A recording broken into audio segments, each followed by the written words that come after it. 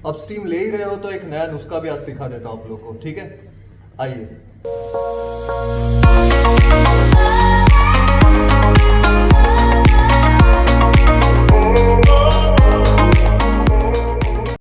नमस्ते and welcome back to my channel people. I hope you all are doing good and मेरा तबीयत हो चुका है ठीक, क्योंकि मैं जो है स्टीम के साथ में एक और होम रेमेडी अपना रहा था एंड वो है काढ़ा।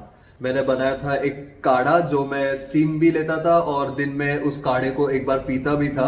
ऑफ कोर्स ये काढ़ा मेरा खुद का इन्वेंशन नहीं है, मेरी मम्मी ने मुझे सिखाया हुआ है एंड दिस काढ़ा works like wonder for me. जो भी थ्रोट में इरिटेशन है, कफ कंजेशन है या जो भी आपको यहाँ चेहरे पे इरिटेशन होता है ना कफ की वजह से, ये सारा कुछ चले जाता है अगर आप ये काढ़ा पीना चालू कर दो तो आइए चलते हैं किचन में और देखते हैं किस तरह से बनाना है ये काढ़ा।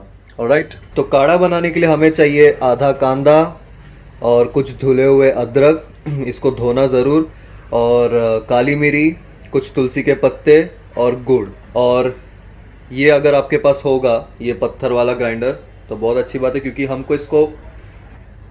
हमको इसे टोटली क्रश नहीं करना है। हम इसको थोड़ा सा मतलब नॉर्मल सा ग्राइंड करेंगे, थोड़ा सा कूट देंगे ताकि जब इसका हम काढ़ा बनाएंगे तो वो उसमें से और भी फ्लेवर निकलते रहे और वो और थिक हो जाए। और मैं सिर्फ 4 ग्लास ही बनाने वाला हूँ, 4 हाफ ग्लास, क्योंकि हम लोग घर में 4 लोग हैं। और मैं लेकिन 5 कप पानी लूंगा ऐसे ग्लास में और उसको इतना उबाल दूंगा कि वो 4 ग्लास बने लेकिन हाफ 4 ग्लास बने, तो उतनी देर तक उसे उबालते रहना है, ठीक है? तो आइए शुरू करते हैं बनाते इस काढ़े को।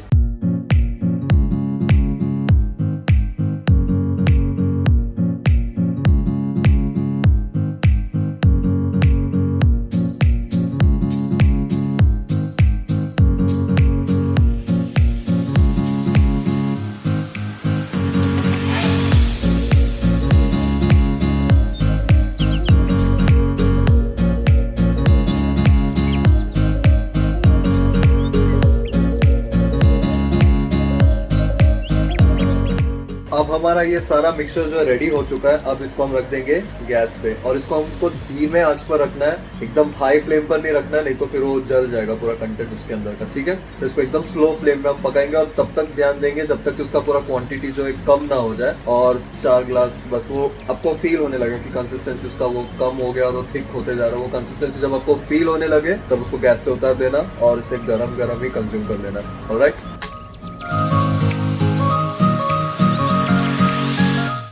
सो फाइनली ये काढ़ा रेडी हो चुका है, तो मैं इसको निकाल लेता हूँ एक ग्लास में अपने लिए, बाकी बाद में पी लेंगे।